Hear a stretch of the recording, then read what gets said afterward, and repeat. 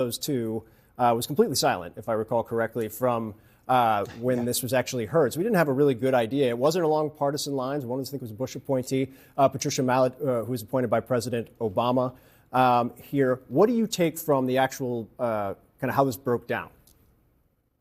Well, Phil, so two big takeaways from the ruling. First of all, one of the arguments that the Trump administration was making, and we've heard them say this publicly, is this court has no jurisdiction to even get involved in this case. They cannot decide, they cannot second guess anything the president does on these immigration matters. Well, all the judges here, all three of them, reject that premise. They say we can get involved here. We can have the power to make a judicial decision, and we will do that. That's number one. The second thing that I think is really important, and this was a split 2-1, the thing that ultimately the administration, the Trump administration, has to prove here, and that they allege, is that this was an invasion or a predatory incursion made by a foreign government. Now, I've said before on the air, all of those terms sound like real stretches as applied here, and there's a whole section of the opinion where the court sort of dissects those meticulously, and the two judges in the majority conclude essentially that. This is a temporary ruling, but they say, based on what we have in front of us, that is a real stretch to apply those terms, and we don't think those terms are ultimately